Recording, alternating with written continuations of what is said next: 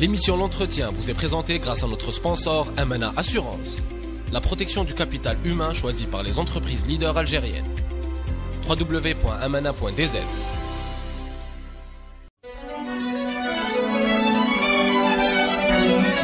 Pour bien s'entendre, il faut bien s'écouter. Rendez-vous sur M, la petite radio du Grand Maghreb. Mes auditeurs, bonjour. Radio M a le plaisir d'accueillir dans l'entretien Monsieur Sofiane Abdelkader Ben Hassan, président de la Fédération algérienne de rugby. Monsieur Sofiane Abdelkader Ben Hassan, bonjour. Bonjour, salam alaikum. Merci d'être parmi nous. On est très content de vous recevoir. Vous allez nous changer des thématiques habituelles que nous traitons. Moi, je tenais absolument à vous recevoir dans l'entretien parce que vous avez lancé un sport en Algérie, un sport spectaculaire, un sport très télévisuel dans le monde, un sport qu'on adore regarder à la télévision. Vous l'avez amené en Algérie, le rugby. Racontez-nous votre histoire. L'histoire elle est très longue parce qu'il y a quand même 11 années, depuis le 24 février 2007. Donc je ne sais pas si en 25 minutes on pourra décrypter un peu l'historique du rugby algérien.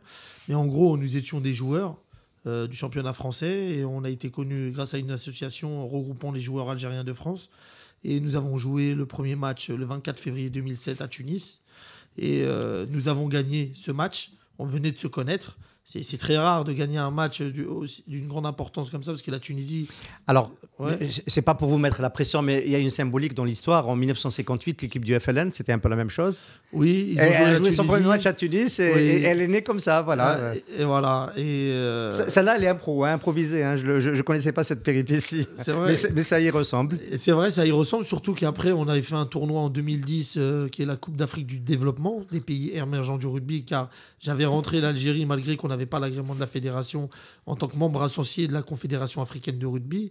Et à ce tournoi des pays émergents du rugby, il y avait la Libye, la Mauritanie, l'Égypte et l'Algérie. C'était 6 mois après les événements du football en 2010. Et nous avons gagné la Libye 50-0 et en finale l'Égypte sur cette terre 50-0. Donc... c'était une belle aventure. Alors l'histoire de cette équipe a duré un bout de temps et puis vous avez fait le pas de passer du statut de joueur en arrivant, j'imagine, vers la fin de votre carrière, à celui de dirigeant et de membre fondateur d'un autre projet d'une autre nature. Voilà. Après 2007, en novembre 2007, j'ai créé le Stade Oranais, qui a été un peu le club pilote en Algérie, que j'ai géré un petit peu comme une fédération, car on bénéficiait des formations de l'IRB, parce que c'était pas World Rugby, ce temps-là, c'était l'IRB, la fédération internationale, et on a fait des formations d'éducateurs et d'arbitrage. Et après, de fil en aiguille, il y a un club qui s'est créé à Msila, il y a des clubs qui sont créés à Alger. Bon, après comment ça s'essème là au tout début comment il y a des passionnés sur le lieu, vous les contactez, vous les aidez à monter un club, comment ça se passe? Tout d'abord, c'était nous, des joueurs de l'équipe nationale. C'était moi qui a lancé le Stade Oranais. Il y a eu Djema Itebani qui était entraîneur de l'équipe nationale, qui est parti créer dans sa ville à Msila.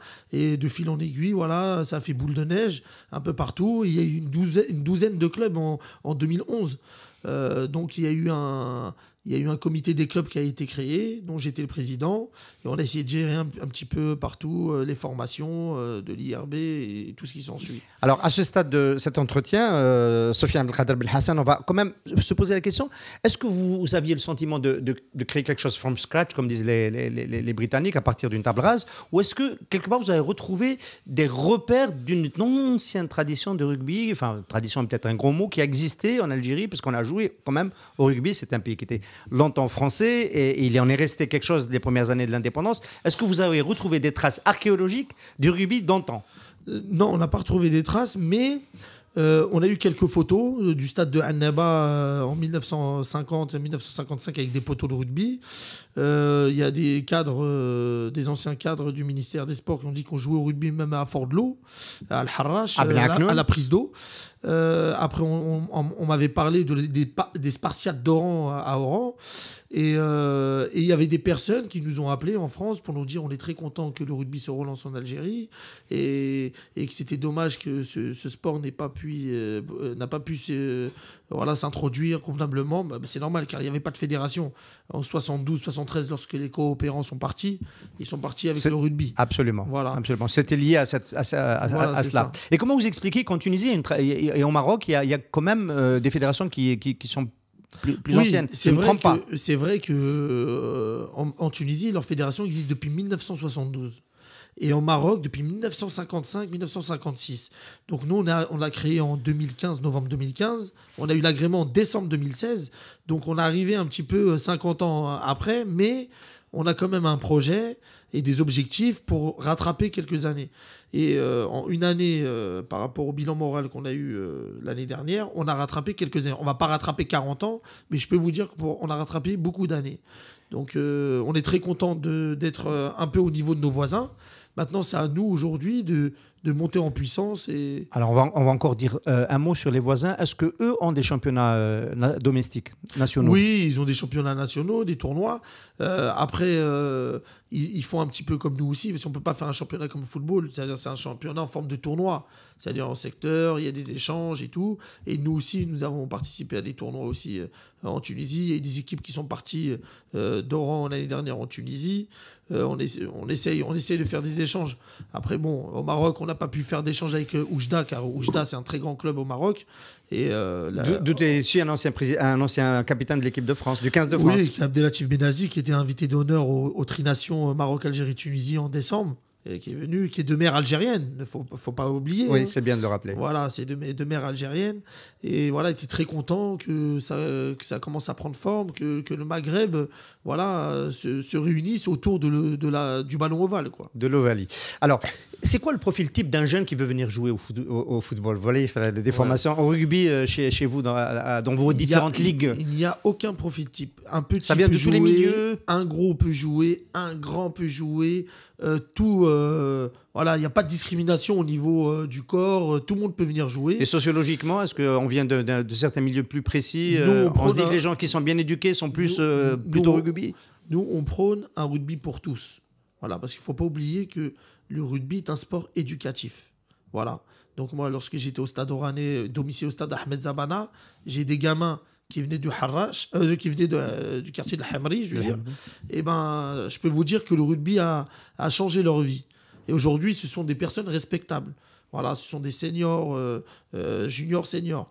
Donc le rugby, c'est un sport pour toutes les cultures, pour toutes les catégories sociales et tout ça. Et comment on s'équipe pour jouer au rugby? On pense tout de suite, là on imagine des parents qui nous écoutent, qui ont envie de mettre leurs enfants au rugby. Ça coûte cher d'équiper un gamin Non, il faut des crampons, shorts, chaussettes, c'est tout. Hein. Il y a des entraînements. Les ballons sont fournis par le club. Et voilà, les ballons, pour l'instant, c'est la fédération qui a donné des ballons l'année dernière, il y a 2 ans, parce qu'on a eu une donation de 200 ballons de rugby Afrique, il y a eu des ballons de Gatchinto Rugby. Après, bon, c'est pas assez parce qu'il y a beaucoup de clubs qui ont émergé sur le territoire. Moi, j'ai fait une commande de 4000 ballons qui est au port. On n'a pu retirer que 2 cartons, donc on a donné à Béjaïa et je pense à Bouira aussi un petit carton. J'ai oublié le club. Mais là, tous les ballons vont sortir là, incessamment sous peu parce qu'ils nous demandaient de payer une taxe d'exonération de douane de 7 500 000 dinars. On n'avait pas l'argent. Donc maintenant, on est exonéré des taxes douanières car on est une fédération reconnue et on a le droit à cette exonération. Ça a mis un peu de temps parce qu'on est une nouvelle fédération. On va payer que la TVA. Donc c'est d'ici quelques jours, j'espère sous une dizaine de jours, les ballons vont sortir. Après, le transitaire m'a dit demain. Mais bon, vous savez... Alors, on ne peut pas s'empêcher de penser tout de suite, des crampons, une tenue, un ballon, une aire de jeu. Est-ce qu'il n'y a pas un problème d'aire de jeu pour jouer au rugby en Algérie? Eh bien, l'aire de jeu, c'est simple. C'est un positionnement. Il faut que les clubs se positionnent au niveau des créneaux d'entraînement, qui posent les demandes, si c'est des stades communaux à la PC, sinon à la DJS, à la direction jeunesse et des sports de leur wilaya où leur club est situé. Et c'est une demande à faire avec un protocole. Et après, on se positionne. Il y a des stades où il y a 10 clubs de foot ou 10 sections de foot. Ils ne vont pas refuser une section de rugby. Hein. Ouais. Mais pour autant, on n'a pas vu beaucoup de grands poteaux se dresser sur les terrains ces derniers temps. Non, il y a des poteaux de rugby qui sont à Oran. Voilà, que j'ai ramené depuis 2008 et on avait fait le match international contre la Tunisie en 2015, donc avec ces poteaux-là. Mais là, je suis pour parler avec une société pour avoir des poteaux de rugby. Après, nous, la fédération, Inch'Allah, on va essayer de faire une donation, un don.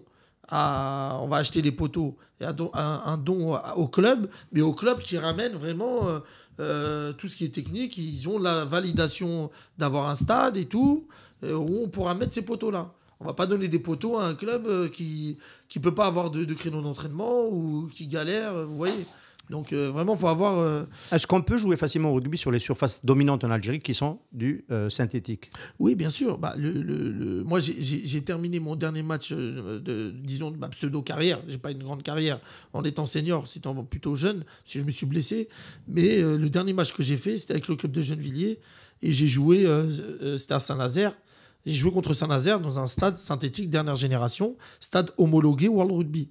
Voilà, c'est comme le stade Ahmed Zabana à Oran, c'est la même chose. Donc il y a des facilités, on peut jouer sur tout au rugby. Hein. Alors, dernier peut-être écueil imaginaire ou pas, vous allez nous le dire, quand on pratique le rugby, c'est quand même le contact, c'est un sport physique. Vous avez dit tout à l'heure même, c'est un sport de combat. Est-ce qu'il ne faut pas un encadrement plus particulier, un encadrement médical plus particulier quand on joue au rugby? Bien sûr, lorsqu'il y a un tournoi, on a dit qu'il fallait une table juridique, voilà, avec un médecin, avec un comité aussi d'arbitrage qui est très important, la protection civile aussi, voilà, parce que s'il y a un blessé, voilà, d'être réactif. Après, nous, les entraînements, nous, on fait des formations. En une année, on a formé plus de 300 personnes l'année dernière en tant qu'éducateur niveau 1, World Rugby, Rugby Ready et formation d'arbitrage. Et voilà, aux situations de l'individu, du corporel, c'est très important. Il faut savoir que la priorité de notre fédération, la Fédération algérienne de rugby, de World Rugby, de Rugby Afrique, c'est la sécurité du joueur et de la joueuse. Voilà, et peut-être les gens, parce qu'il y a des gens qui confondent un petit peu le rugby et le football. Ça n'a strictement rien à voir. Attendez, le football, c'est pas pour vous jeter la pierre, hein, mais la Fédération algérienne de football vient de sortir une directive il y a 15 jours. Malheureusement, quelques jours après, il y a encore eu un accident cardiaque, le jeune de l'USMA. C'est une directive. Bon, il y a évidemment tout l'examen pré-compétitif obligatoire. J'imagine que vous avez le même. Mais après, il y a sur le terrain, avant le début d'un match, il faut qu'il y ait donc la trousse, il faut qu'il y ait un médecin ou une ressource spécialisée dans le secourisme. Il faut qu'il y ait l'ambulance médicalisée et maintenant un défibrillateur ambulatoire. Exigé à l'avance, avant le début d'un match. Bon, on sait bien que ça ne va pas être appliqué tout de suite parce que c'est difficile d'équiper toutes les fédérations, toutes les ligues, tous les clubs de ce matériel. Mais est-ce que c'est le même niveau d'exigence chez vous dans le rugby? J'espère qu'on va arriver au même niveau d'exigence. Ça serait bien qu'à nos tournois nationaux et les tournois régionaux, qu'on a tout le défibrillateur et tout. Donc ça serait bien, ce serait parfait pour nous. Après, bien entendu, il faut que les joueurs soient assurés. Ils sont assurés. Mais la fédération a une obligation de vérification de l'organisation du tournoi. Ça s'appelle l'autorité de la fédération. On ne peut pas faire un tournoi sans la validation de la fédération. Parce que lorsqu'il y a un blessé, ça peut arriver. Alhamdoulilah, pour l'instant, on n'a pas eu de blessé. Ça peut arriver. Vous n'avez pas eu de blessés graves, parce qu'on a toujours des blessés. C'est crise cardiaque, on peut, sur le terrain, ça peut arriver. Oui, bien sûr. L'assurance, qu'est-ce qu'elle fait la première chose? Moi, je travaille avec les assurances énormément. L'assurance, qu'est-ce qu'elle fait? Elle regarde toujours s'il y a un échappatoire pour pas pouvoir payer. Et lorsqu'ils vont voir que la fédération n'a pas validé ce tournoi-là, eh ben, les personnes qui ont fait ces tournois-là, je peux vous dire qu'ils ont une grosse sanction et ils auront la responsabilité du décès ou du blessé. Oui. Donc il faut faire attention parce qu'aujourd'hui, il y a beaucoup de clubs en Algérie. Combien aujourd'hui? On est à 39 clubs. 34 clubs lors de nos trajets derniers, le 24 février. Mais il y avait 5 clubs qui n'ont pas participé à l'AG. C'est 5 clubs de Sidi Bel Abbès, qui est nouveau. J'aurais dit que ce n'était pas la peine de venir. Car c'est des clubs ils sont de la Wilaya, ils ne sont pas tous de la ville, c'est des Bel Abbès. Non, c'est la Wilaya, Sidi Bel Abbès. Et on a fait une formation il y a quelques semaines dessus. Vous pouvez voir tout ce qu'on fait sur le compte Facebook Fédération Algérienne de Rugby. Ça s'est très bien passé. Après, bon, maintenant, il y en a quelques-uns qui ont réussi le niveau 1, World Rugby. D'autres qui ont réussi le Rugby Ready. Et Inch'Allah, l'année prochaine, et peut-être d'autres valideront leur niveau 1. Parce que le niveau 1 est validé par la fédération internationale. C'est-à-dire les tests se font via la fédération internationale. C'est des diplômes validés au niveau mondial. Alors, la question qu'on a tout de suite envie de vous poser quand même, c'est une fédération qui est en 2015, qui a une équipe nationale, qui est en novembre 2015. En novembre 2015. Mais on a eu l'agrément en décembre 2016. Alors comment vous faites? Nous, on connaît un peu le milieu du sport, les fédérations, et ça, tous les présidents de fédération, tous les dirigeants de clubs aussi, sont tout le temps en train de râler parce qu'il y a un problème de moyens, même dans le foot où il y a des sponsors, il y a des droits de la télé, etc. Comment vous faites dans le rugby? Comment vous faites pour construire un modèle économique pour pouvoir déplacer vos équipes, faire des formations, faire du développement? Eh ben, Tout simplement, aujourd'hui, on a eu des partenaires l'année dernière qui nous ont suivis, qui croient en notre projet. Voilà, parce que c'est un gros projet. Il faut savoir que le rugby, c'est un sport... On n'est pas sur une radio publique, vous pouvez citer les partenaires si vous le souhaitez. Oui, Société Générale, Cévital, Renault, Globe Teners, Somshaft. On en a eu quelques-uns, je vais me rappeler aussi. Même Sherif Atman des hôtels à Oran nous a donné un petit coup de main. La chaîne Eden. Voilà, la chaîne Eden. Donc, nous, faut savoir, ce sport, ils ont su que ce sport, Société Générale, dont leur slogan est l'esprit d'équipe. Société Générale qui est partenaire du rugby en France. Qui est un partenaire principal. Aujourd'hui, ces gens-là savent que ce sport, ça a des valeurs éducatives. Et que le rugby, c'est un sport mondialement reconnu. Après la Coupe du Monde de foot et les Jeux Olympiques, c'est la Coupe du Monde de rugby. C'est rien d'autre. Donc aujourd'hui, il n'est pas concevable qu'un pays comme l'Algérie, culturellement, qui est le plus grand pays d'Afrique, le 10e plus grand pays au monde, qui a une côte de 1200 km, avec toutes ses plages et tout, qu'on ne peut pas développer le rugby hiver comme été. Je m'arrête sur ça. Vous pensez que la plage, c'est un lieu où on développe plus facilement le rugby? Bien entendu. Pourquoi ça a fait un petit peu carton, le beach rugby qu'on a fait l'année dernière? On a eu, sur 4 sessions, il y a eu une session à Bédia qui a été annulée, mais sur Oran, Alger... et j'ai oublié l'autre ville, ça s'est très bien passé. On a eu un gonflable, on l'a acheté, parce que des gens pensent qu'on nous l'a offert. Il n'y a aucun sponsor qui nous a offert un gonflable. On parle des poteaux, là? On l'a acheté, ouais, un gonflable bleu, voilà. Et on a vulgarisé cette discipline. Il faut savoir qu'on pratique et on applique un programme Get Into Rugby de la Fédération internationale. Toutes les villes qui participent à ce programme-là sont identifiées par un code personnel au niveau de la Fédération internationale, et par cette application de ce programme-là, nous avons touché 35 000 enfants en l'espace de 2 ans. Oui. C'est-à-dire, il y a 3 phases. La première phase, deuxième phase, troisième phase. Après, la troisième phase, c'est difficile parce qu'il faut que les gamins puissent s'entraîner dans des clubs. Mais il y a 35 000 enfants et adultes qui ont touché la balle ovale. Donc, et les plages, 1200 km de côte, pendant la saison estivale, c'est exceptionnel. Ça peut le faire, effectivement. Sofiane Abdelkader Ben Hassan, vous avez évoqué vos partenaires privés. Est-ce que vous émargez aussi à la subvention publique? Vous êtes une fédération reconnue aujourd'hui. Oui, on est une fédération reconnue. On a fait une demande, on a fait 2 demandes l'année dernière et cette année. On n'a pas reçu de subvention, tout simplement parce qu'on est une fédération...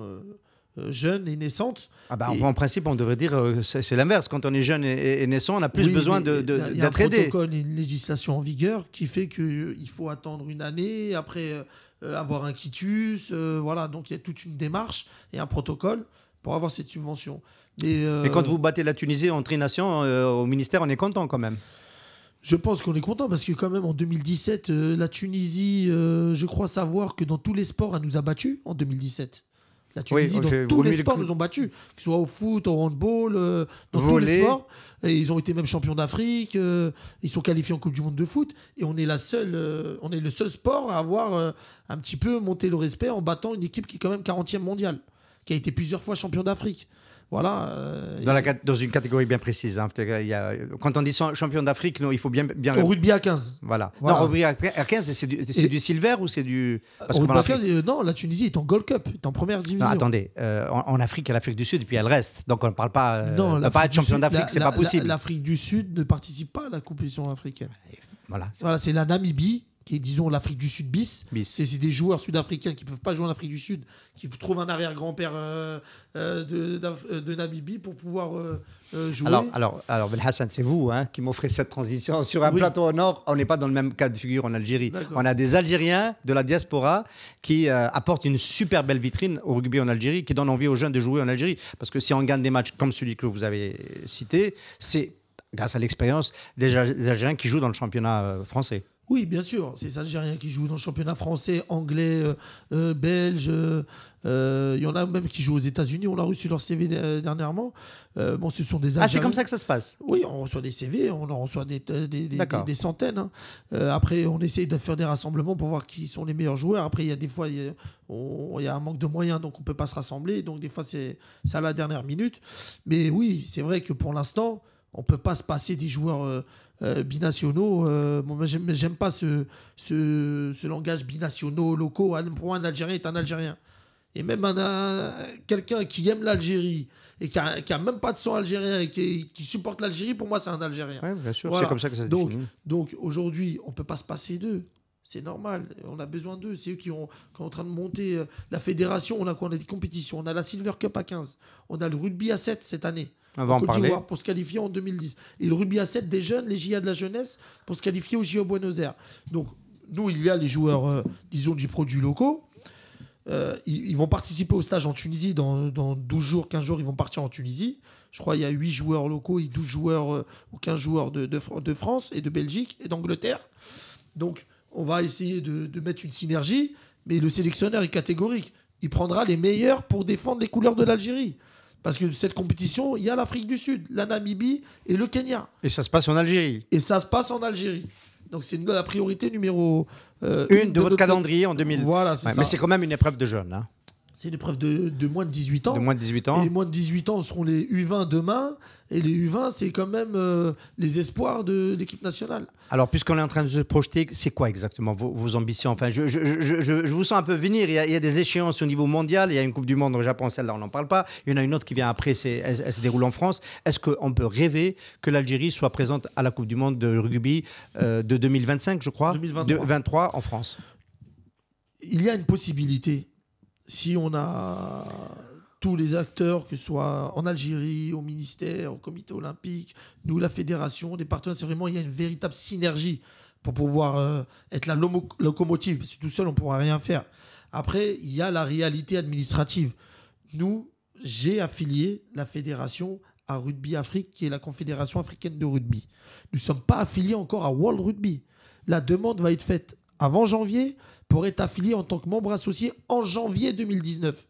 Si nous ne passons pas ce cap en janvier 2019, même si on a la meilleure équipe au monde, nous ne participerons pas aux éliminatoires de Coupe du Monde. Même si demain, nous battons les All Blacks, la France et l'Angleterre et l'Afrique du Sud, nous ne serons même pas dans le classement mondial. Alors tout de suite, la question, qu'est-ce qu'il faut faire pour passer ce cut de janvier 2019? Qu'est-ce qu'il faut faire? C'est des documents? C'est des documents où moi, j'ai fait la demande officiellement par rapport à l'année dernière, il y a 2 ans, par rapport à tout le travail qui a été fait.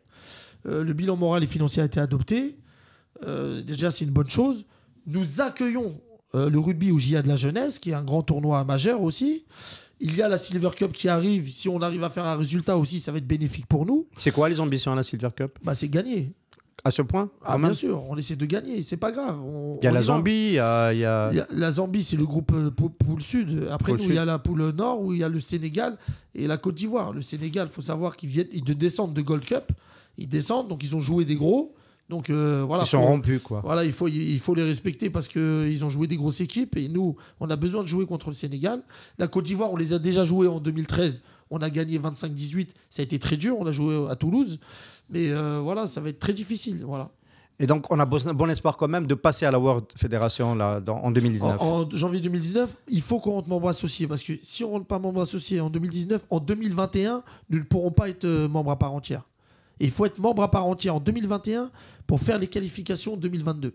Alors, vous avez cité un des moyens de briller et d'avoir un bon dossier, c'est de réussir les Jeux africains de la jeunesse. Où est-ce qu'on pourra aller regarder jouer les jeunes rugbyman algériens? On parle du rugby à 7. Moi, j'avais proposé le stade de Bouira parce qu'il y a un très bon club là-bas, un responsable qui s'appelle Kamel Boutri qui gère bien les choses, qui a un bon Reddem, qui est là pour apporter, qui n'est pas là pour prendre. Et il a fait, en espace de peu de temps, il a fait beaucoup de choses. Et ils avaient des installations, ils ont un très bon stade gazonné avec 2 terrains annexes. Et il faut des terrains annexes pour pouvoir participer, parce qu'il y a beaucoup d'équipes. Après, apparemment, c'est un peu trop loin, après aux réunions techniques des JA de la jeunesse, avec le ministère de la Jeunesse et des Sports. Donc, j'ai proposé la deuxième solution, le stade checker, avec ses terrains annexes, à Blida. Tout simplement parce qu'on a une ligue à Blida et on a un président de ligue qui travaille dans le bon sens avec des clubs et tout ce qui s'ensuit. Voilà, donc... Il y a bon espoir de voir donc les matchs de rugby, le tournoi de rugby à 7 de la... Oui, bien sûr. Des Jeux africains de la jeunesse à Blida. On attend d'avoir la position officielle par écrit. Là, aujourd'hui, c'est que du pourparler, mais j'espère. Alors, on a vu que les domiciliations des premiers matchs de l'équipe nationale du rugby à 15 ont eu lieu à Oran. Est-ce que c'est parti pour être tout le temps Oran? Est-ce qu'on a peut-être, nous, Algérois, la chance de bientôt voir jouer le 15 national? Moi, à Oran, c'était tout à fait normal parce qu'on avait toutes les dispositions, la direction de la jeunesse et des sports. C'était en préparation des Jeux méditerranéens, les Jeux méditerranéens 2021. Puis j'avais mon club, mon ancien club avant de président de fédération, est domicilié au stade oranais à ce stade-là. Donc on avait toutes les dispositions. À un moment donné, on va où il y a un stade où on peut mettre des poteaux et les fourreaux et tout ça. Donc nous, on espère sur Alger. Nous, notre but, c'est de le faire sur Alger. Voilà, tout simplement. Alors, à quand un grand événement national, c'est peut-être la dernière question, une finale de tournoi qui devienne, comme pour les autres sports collectifs, vous en avez cité quelques-uns, est-ce qu'on peut l'envisager dans le proche terme? Proche terme en Algérie pour l'équipe nationale, nous, on espère faire un stage. On parle des clubs, on parle du championnat de club avec un champion d'Algérie, avec la naissance d'un palmarès en Algérie. Aujourd'hui, en Algérie, il y a des championnats en forme de tournois. Il y a des tournois régionaux et des tournois nationaux. Voilà. Donc maintenant, on ne peut pas faire un tournoi comme le football, c'est pas possible. Ça demande un financement considérable. Donc on essaye de travailler avec les moyens du bord. Voilà. Après, bon, il y a des gens qui veulent faire des tournois internationaux malgré c'est des clubs, bon, qui restent dans leurs prérogatives. Voilà, vous êtes dans une région, faites un tournoi régional. Soumettez le tournoi à la fédération qui va valider, parce que nous, on est pour le développement de ce sport et du rugby, pour que cette jeunesse évolue. Et Inch'Allah, un jour, de fil en aiguille, lorsqu'il y aura toutes les ligues, on fera un championnat inter-wilaya. Comme en province, comme en Irlande, comme en Afrique du Sud, voilà, comme en Nouvelle-Zélande. On fera un championnat. Le champion de la wilaya d'Oran rencontrera le champion de la wilaya d'Alger, et ainsi de suite. Mais à un moment donné, il faut que les gens puissent créer des ligues. Il faut que la Ligue d'Alger se crée. Inch'Allah, la Ligue de Béjaïa se créera aussi. Il y a Sidi Bel Abbès, il y a 5 clubs.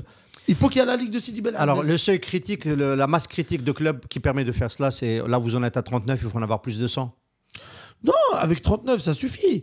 Il faut des ligues. Parce que la fédération doit parler avec des ligues, fonctionner avec des ligues.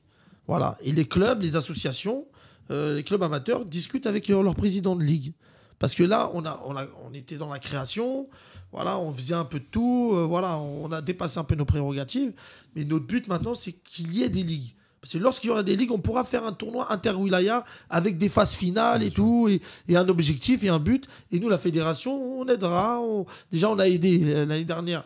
J'ai fait un prêt à la Ligue oranaise. J'ai fait un prêt à la Ligue de Blida de 40 millions. À titre personnel? Non, de la fédération. Oui. Un prêt. C'est un prêt, c'est pas une donation. Oui. Un prêt. Cette année encore, je viens de donner un prêt à la Ligue de Blida parce qu'ils préparent un tournoi national aussi avant le Ramadan. Donc, on essaye d'aider. Voilà, nous, avec l'argent des sponsors qui veulent de la visibilité avec les équipes nationales, parce que nous, la fédération, nous, on doit mettre en image et une bonne image de l'équipe nationale, que ce soit en Algérie ou dans le monde. Et ben, on essaye d'aider les clubs avec les moyens du bord. Voilà. Inch'Allah, si un jour on a des subventions, on pourra développer un peu plus. Les subventions, c'est l'étape suivante, là, en principe. Il n'y a plus de raison. Vous avez un bon bilan, vous avancez, il y a de la visibilité qui se met en place. Mais bien sûr. Après, bon, on attend. Vous savez, moi, le défaut que j'ai, un petit peu, parce qu'on a tous des défauts et des qualités, c'est que je ne sais pas pleurer. Voilà. Ah, je trouve que vous avez bien pleuré parce que le nombre de sponsors privés que vous avez obtenu, à mon avis, vous avez pleuré un petit peu. On a proposé un projet sur le long terme, une visibilité d'un sport sain. On utilise le terme pleurer quand on parle au pouvoir public. Voilà, c'est ça. En plus, ils pleurent pour des dons. Oui. Un don, ça vient de Dieu normalement. Tu pleures pour des subventions, pas des dons. Monsieur Soufiane Abdelkader Belhassan, président de la Fédération algérienne de rugby, merci beaucoup d'avoir été notre invité aujourd'hui. Merci à vous. L'émission L'Entretien vous est présentée grâce à notre sponsor Amana Assurance. La protection du capital humain choisie par les entreprises leaders algériennes. www.amana.dz.